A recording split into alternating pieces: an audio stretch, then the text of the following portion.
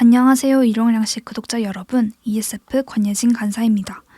오늘 함께 나눌 말씀은 에스겔 33장 21절에서 33절입니다. 오늘 말씀은 예루살렘이 함락당하고 거기에서 살아남은 생존자 한 명이 에스겔을 찾아와 예루살렘 성의 함락 소식을 전하는 것으로 시작합니다. 그리고 도망자가 에스겔을 찾아오기 하루 전날 저녁에 하나님께서는 24장 26절과 27절에서 미리 약속하신 바와 같이 에스겔의 입을 열어 말하게 하십니다. 하나님께서는 에스겔을 표징으로 삼아 이스라엘 백성에게 같은 메시지를 반복해서 전하고 계시지만 이스라엘의 돌처럼 굳어진 마음, 죄로 오염된 마음은 도통 하나님께로 돌이킬 기미가 보이지 않습니다. 예루살렘에 거주하던 자들은 고기를 핏째 먹고 우상들에게 눈을 돌리고 이웃의 아내를 더럽히기까지 하며 하나님이 금하신 것, 하나님이 보시기에 가증하고 악한 일들을 계속합니다. 그러면서도 그들은 아브라함을 운운하며 예루살렘 땅이 마땅히 자신들의 땅이 되어야 한다고 주장합니다.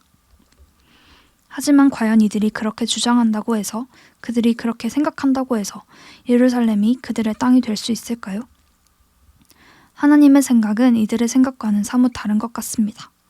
하나님께서는 하나님의 삶을 두고 맹세하시며 황무지에 있는 자도 들에 있는 자도 다 칼에 엎드려 뛰어지고 들짐승에 먹히게 하겠다고 하십니다. 그뿐만 아니라 산성과 굴에 있는 자는 전염병에 걸려 죽게 하겠다고 하십니다. 이처럼 하나님의 진노가 심판으로 임하면 아무리 비옥하고 좋아 보이는 땅도 황폐해지고 안전해 보이는 산성과 굴에 숨는다고 하더라도 모두가 예외 없이 심판받을 수밖에 없습니다. 하나님이 이렇게 하시는 이유는 이스라엘 백성들의 교만을 그치게 하고 하나님이 여호와인 줄을 알게 하기 위함입니다. 이스라엘 백성은 하나님을 하나님으로 여기지 않아 자신들에게 땅을 허락하신 분이 여호와인 줄도 잊어버리고 하나님에 대한 경외심을 완전히 잃어버렸습니다. 그러나 하나님은 문제의 핵심을 아셨고 그들에게 무엇이 필요한지를 정확하게 아셨습니다. 지금 당장 그들에게 필요한 것은 예루살렘 땅이 아닌 하나님을 향한 경외하는 마음, 겸손한 마음을 품고 잃어버린 자신의 정체성을 회복하는 것이었습니다. 한편 이 말씀을 실제로 듣고 있는 청중인 에스겔과 함께 포로로 잡혀있던 자들도 에스겔을 통해 전해지는 하나님의 말씀에 반응하지 않는 것은 마찬가지입니다.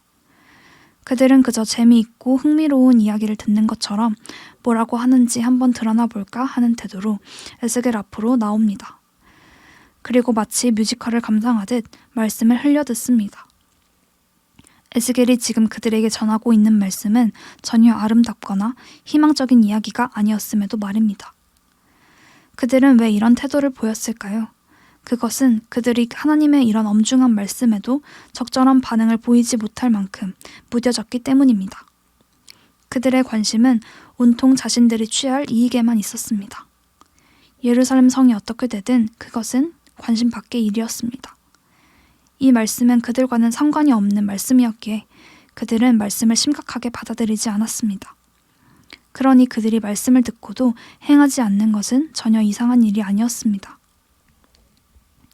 현재 말씀을 듣는 우리들의 우선순위 가장 꼭대기에는 무엇이 자리 잡고 있나요? 내가 가장 중요하다고 생각하고 있는 것을 하나님도 똑같이 가장 중요하다고 여기고 계실지를 돌아보길 원합니다. 내 마음속에 하나님이 아닌 다른 무언가가 자리 잡고 있다면 우리도 이스라엘 백성과 다르지 않을 것입니다. 사랑하는 일용량식 구독자 여러분, 오늘 말씀에는 이스라엘을 향한 하나님의 심판의 메시지가 담겨 있지만 하나님이 그렇게 행하시는 목적을 곰곰이 살펴보면 이스라엘을 포기하지 않으시고 끝까지 사랑하시는 신실하신 하나님을 발견할 수 있습니다. 진정으로 하나님은 공의와 사랑의 하나님이심을 알 수 있습니다. 우리를 향한 하나님의 사랑은 변함이 없습니다. 이 사실을 붙잡고 오늘 우리의 하루가 나 중심적인 삶이 아닌 하나님 중심적인 삶으로 회복되어지기를 간절히 소망합니다.